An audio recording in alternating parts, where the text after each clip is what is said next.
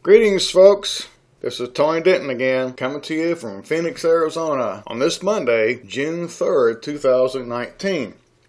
It's about 11:15 in the morning, 88 degrees, and I'm in my office where it's cooler and ready to share with you lesson 21 of my audiobook series on my book, Hebrews From Flawed to Flawless Fulfilled. If you're following along in my book, we are on page 155 as we begin Hebrews chapter 9 today.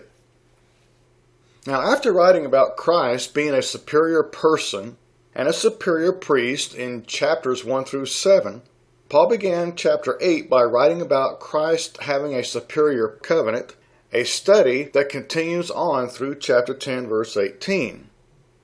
Since Paul has proven in chapter 8 that Christ's covenant is founded upon better promises than that of Moses, he proceeded to prove in chapter 9 that Christ's covenant also includes a better sanctuary than that of Aaron and the Aaronic or Levitical priesthood.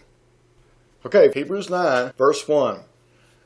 Then indeed, even the first covenant had ordinances of divine service and the earthly sanctuary. The phrase ordinances of divine service refers to the rules and rites of worship tailored for service to God, some of which are discussed in verses 6 through 10. So we'll get to those in a little bit. The word for earthly is from the Greek term cosmos and likely has reference to another of its acceptable meanings besides world and earth. Here it likely refers to that which is ornamental or beautiful due to its arrangement and orderliness. Check out 1 Peter 3, verse 3. So here it could refer to the sanctuary as being decked out with the furniture used in worship to Yahweh. After all, Paul did continue in verses 2 through 5 to describe the inside of this God-designed tabernacle. Check out chapter 8, verse 5. Therefore, keeping in mind that Paul was addressing Jewish Christians who still had some affinity to the law, chapter 9, verse 1 fits perfectly between chapter 8, verse 13 and chapter 9, verse 11 when read as follows. Yes, you're right. The first covenant had rules of worship and a beautifully decked out place of worship designed by God himself. But Christ came as high priest of the good things to come, with the greater and more perfect tabernacle not made with hands, that is, not of this creation. Okay, let's move on to verse 2. For a tabernacle was prepared. The first part, in which was the lampstand, the table, and the showbread, which is called the sanctuary. Paul recalled the original tabernacle to which he referred in chapter 8, verse 5. The bread is called showbread because the original terminology for it referred to the bread of the presence, that is, the presence of God. There were 12 unleavened loaves of bread, one for each tribe, and they were eaten by the priests every Saturday, Leviticus 24, 5 through 9. And if you have my book and are following in it, you'll see pictures of the things that we're talking about in chapter 9 here today. The lampstand was made up of 7 oil lamps. These lamps were to be kept lighted all night, every night, from evening till morning, Leviticus 24, 2 through 4. As with the word saint, the term for sanctuary is the word for holy, which is why we often hear the first part, or room, of the tabernacle being called the holy place, as opposed to the second part of it, which is often called the most holy place. Okay, verse 3.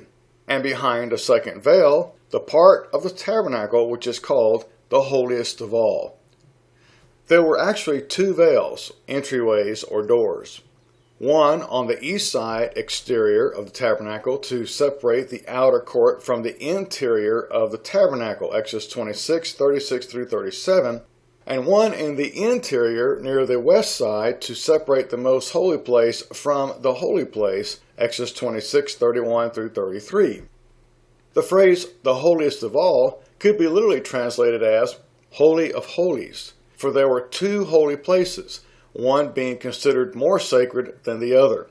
Only the high priest could enter the Holy of Holies, or the most holy place, or the holiest of all.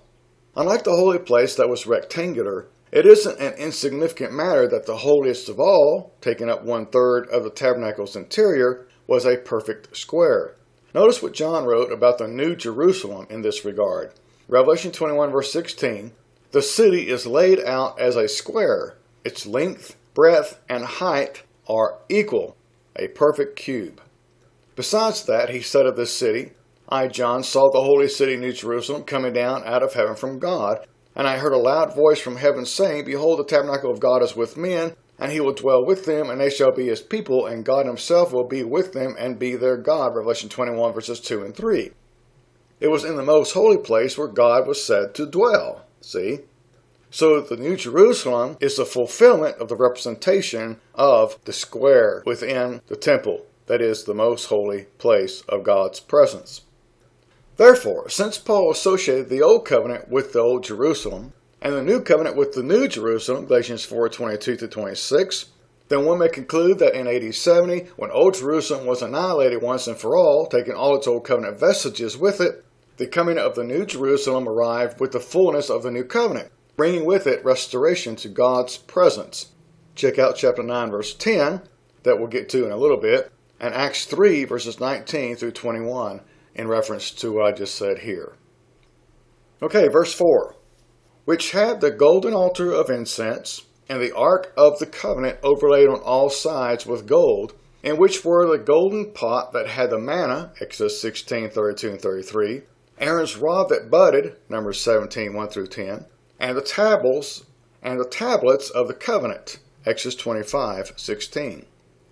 Actually, the altar of incense was in the holy place, according to Exodus 30 verses 6 through 8, not the most holy place. So why did Paul apparently place it in the most holy place?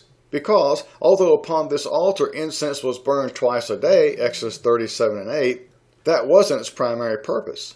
Its primary purpose was to provide burning coals for the high priest to take into the holiest of all, and place on the mercy seat of the ark with incense on the annual day of atonement, Leviticus 16:12 and 13.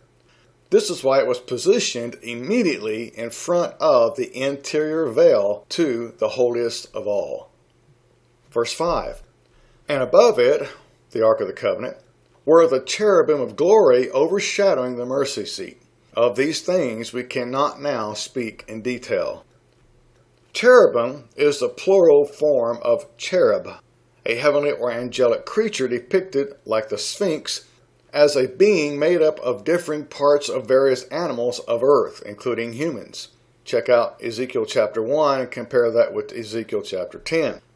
They're called cherubim of glory, probably because of their position by the place of God's presence or glory, then and now. Check out 1 Samuel 4 verses 21 and 22. Here's a side note. Aside from the fact that they're described slightly differently, compare Isaiah 6 with Ezekiel 10, the only difference between the seraphim and the cherubim appears to be in regard to their angelic rank. The phrase mercy seat, rendered propitiation in Romans 3:25, is from a word meaning conciliation by means of covering. This ark covering symbolized God's throne where mercy is offered on the basis of justice satisfied, something of course achieved later in Christ, once for all time. God once said to Moses about this ark and mercy seat, "There I will meet with you, and I will speak with you from above the mercy seat, from between the two cherubim which are on the ark of the testimony," Exodus 25:22. Which is exactly what he did, according to Numbers 7 verse 89. And on page 159 of my book, there's a picture there as well of the Ark of the Covenant, or what it might have looked like. When the high priest smeared the blood on the mercy seat, Leviticus 16:14, it depicted God seeing only the blood sacrifice and not the broken covenant covered by the mercy seat, implying that man couldn't and wouldn't be saved by law. Some reading this will recall the Indiana Jones film, Raiders of the Lost Ark, in which everyone who looked into the ark died. This was based on the story of how God once struck over 50,000 people dead for peering into the ark, 1 Samuel 6 verses 19 and 20. And why would this be? Because they had to remove the mercy seat in order to look in at the law. The point seems to be very clear that God was saying, even in ancient days, "Apart from my mercy, the law is death." Okay, verse 6. Now when these things had been thus prepared, the priests always went into the first place of the tabernacle performing the services. After Paul had dealt sufficiently with the tabernacle, he proceeded in verses 6 through 10 to discuss some of the services performed in it and how that the new system is superior to the old one. His main point here seems to have been to emphasize their inaccessibility to the Holy of Holies. Since Paul was writing about the first part of the tabernacle, the holy place, then the priests he had in mind here were obviously the ordinary priests, not the high priests he discussed in verse 7. The word always here is a contrast word, meaning that while the high priests went into the most holy place twice on one day a year, the priests went into the holy place at least twice every day. And on page 160, I have a picture there as well of the way the tabernacle might have looked on the inside. It's also noteworthy that, once again, as also in the following statement, Paul was writing in the present tense. The word for went here should be rendered are going or go, just as the word for offered in verse 7 should be rendered is offering or offers. See, the tenses were changed by the translators for some reason. Perhaps because they could see the train coming if they translated these things in the present tense. It would imply that two covenants were in existence or in power at the same time. And people don't like that idea. Even if the covenants are with two different groups, for some reason they still don't like that idea. Anyway, verse 7. But into the second part, the high priest went alone once a year, not without blood, which he offered for himself and for the people's sins committed in ignorance. Unlike the ordinary priests, it appears that the high priest could only enter the tabernacle one day of the year, the Day of Atonement, Leviticus 16, verses 2 and 34, which was the 10th day of Tishri, Leviticus 16:29, falling on or near our October 1st. This is the day known as Yom Kippur. Well, on that day, he entered the second part of the tabernacle, the Holy of Holies, twice. Firstly, with incense and bull's blood for his sins, something which didn't apply to our high priest Jesus, chapter 7, verse 26. Then secondly, with goat's blood for the people's sins. There are three different Greek terms translated as for, F-O-R. One that meant in order to or toward something, and another that meant in the place of something. And the one used here means on behalf of, like in the place of. Although sins committed in ignorance is an accurate translation, it seems that scholars are pretty much agreed that the phrase sins of ignorance includes all sins, including the sins of ignorance. Why? For two reasons. Number one, if sins of ignorance are included, then logic dictates that the others would be as well. And number two, it's difficult to read Leviticus 16 and come away with any other belief, especially verse 16. God said of the high priest, "He shall make atonement because of the uncleanness of the children of Israel and because of their transgressions for all their sins." For more information about this, check out Synonyms of the New Testament by Richard Trench on page 260. That is a wonderful book to have in your library if you don't have it. So, the student should carefully note the present tense throughout verses 6 and 7. So, I just want to emphasize that one more time as we move on to verse 8. The Holy Spirit indicating this, that the way into the holiest of all was not yet made manifest while the first tabernacle was still standing. By saying the Holy Spirit indicating this, Paul was saying that the tabernacle with all of its assorted services symbolized something. Verse 9. The main thing it symbolized is that, before Christ came, God's presence was inaccessible. Here are the facts of the matter. Instead of being out in the open among the people like a politician vying for office, God sat on a small throne in a small room into which only one person, one day a year, could enter. And even that seemed to be a necessary evil in order to depict how God was finally going to work out man's way to reconciliation to him once and for all through his Messiah, Jesus Christ. The phrase, "was not yet made," in verse 8, literally reads, "has not yet been made," denoting present tense, as in AD 63 when Hebrews was written, not past tense, as in AD 30 or before that. The phrase, "the first tabernacle," is from the exact same original phrase as has been found throughout this passage when Paul wrote about the first part, the holy place of the tabernacle. And the phrase was still standing actually reads, has a standing, referring to its status and position of some eminence in the eyes of God, for only He could and would impose its symbolic services until a very specifically set time, verses 9 and 10, which we'll get to in a moment. So let me say that part again. The phrase was still standing actually reads, in the original, has a standing, referring to its status and position of eminence in the eyes of God, for only He would and could impose its symbolism and its symbolic services until a very specifically set time. It's very important. So especially with reference to verses 9 and 10, in which Paul listed several works that had to be constantly executed within the holy place, consider this. It appears Paul is implying that the first part of the tabernacle, the holy place, represented works, all of which couldn't and didn't make the priests, much less ordinary people, worthy of God's presence. Even the high priest had to make an offering for himself prior to making one for the people. When his son died, God, prefiguring what would happen when his son accomplished his work in AD 70, tore down the veil that separated the ordinary priest from his presence, Mark 15:38, denoting that the necessity of all these works of law were going to be removed once and for all time and people.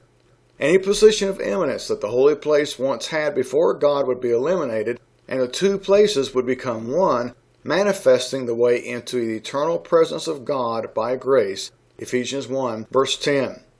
Check out some pictures in reference to all this on page 136 of my book. Now, I do want to give a little disclaimer here in reference to what I read to you from my book here on verse 8, my comments. Within just the past couple of years, Alan Bondar has written a book called Journey Between the Veils, and he gives some extremely good information in that book and talks about how that the veil that was torn was not necessarily the one inside the veil, but the one on the outside.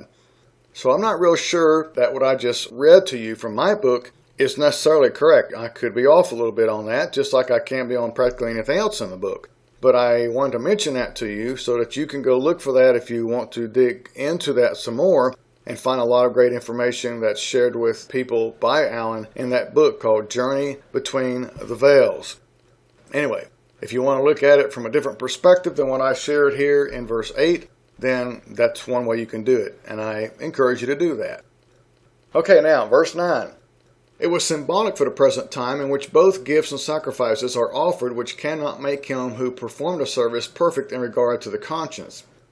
Throughout the remarks in my book that I've shared with you so far, I've tried to consistently point out the numerous places in which most versions have chosen to translate present tense verbs in either the past or the future tense. In case there's any misunderstanding about the tense of this context, Paul, in unmistakable terms here, wrote, "for the present time," or "for the time now present," as the English Revised Version states it. The term for symbolic in verse 9 is the word for parable, an illustration used to explain something by comparison. In other words, the tabernacle, and later the temple, was never meant to be the real thing, but only to portray and point to the real thing, conciliation to God by means of the kingdom of heaven. One could actually say that Hebrews 9 is Christ's last parable. Concerning the verb are, A-R-E, it appears to be one of the present tense verbs that the translators missed while altering their tenses from what Paul originally wrote by inspiration, or they realized that it, being so close to the present tense phrase in this verse, would be too conspicuous to change. Regardless of the reason why this verb was left in the correct tense, this verb supports Paul's usage of the present tense in relation to the then current Judaic sacrifices, which would be once and for all removed from God's sight in AD 70, just a few years from when this book was written, the book of Hebrews. The phrase perfect in regard to conscience means that the Old Testament saint could never have the sense of forgiveness that you and I can have today, because he was constantly reminded of past sins which kept catching up with him, chapter 10, verse 3. The Old Covenant simply couldn't provide an internal, external cleansing and perfection because it was, verse 10, concerned only with foods and drinks various washings and fleshly ordinances imposed until the time of Reformation. The Torah, especially the ceremonial portion of it, which is probably actually the bulk of it, just concerned itself with things related to that which was physical in nature. Why? In order to symbolize that which would be much more significant and of a spiritual nature in the future. Since the term until indicates purpose, then it's clear that God was the one behind the imposition, that he was the one who kept the law in existence until every I dot and T cross of it was fulfilled in AD 70, Luke 21:22. Those who don't want to believe that two covenants were in existence at the same time or in power at the same time want to say that this passage is referring to the Jews who insisted on continuing in the Old Covenant and continuing in Old Testament ways. But this passage indicates that God was the one who was imposing it, not the Hebrew people. The phrase, the time of Reformation, means exactly what it sounds like it means. That which was originally created or formed straight had become warped, so Jesus came to reform or re-straighten it. Related phrases are the regeneration, Matthew 19:28, and the times of restoration, Acts 3:21. All three referring to the age-changing events between AD 30 and AD 70, that last generation of the existence of the Jewish people, especially the consummation of those changes at AD 70 when Jerusalem and its temple met their demise. This time, that AD 70 fulfillment time, was only 5 to 7 years from the time of the writing of Hebrews. Once again, note the present tenses of verses 9 and 10. In Eden, God and Adam enjoyed fellowship, Genesis 3:8. Then sin entered, chapter 3, 1 through 5, separating the two, Isaiah 59, verse 2. So Jesus, the last Adam, 1 Corinthians 15:45, came and restored that relationship for all who desire it, Romans 5 and 10, and 2 Corinthians 5:18. Let's end this section by reading one translation which did decide to retain the present tense throughout Hebrews 9, 8 through 10. The New American Standard Bible Updated Edition, published in 1997 by the Lockman Foundation, reads like this. The Holy Spirit is signifying this, that the way into the holy place has not yet become disclosed, while the outer tabernacle is still standing, which is a symbol for the present time. Accordingly, both gifts and sacrifices are offered, which cannot make the worshiper perfect in conscience, since they relate only to foods and drink and various washings, regulations for the body imposed until a time of Reformation. Now that's nice. That's a good translation of that passage. Maybe not perfect, but it's much better than most others. One more thing, real quick, that I did not touch on in the book is that the word washings can be, and perhaps actually should have been, translated baptisms. Just let that sink in a little bit.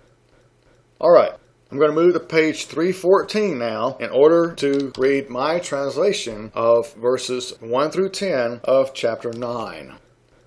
Yes, indeed, the first covenant had its appropriate ordinances of sacred service and ornamented sanctuary.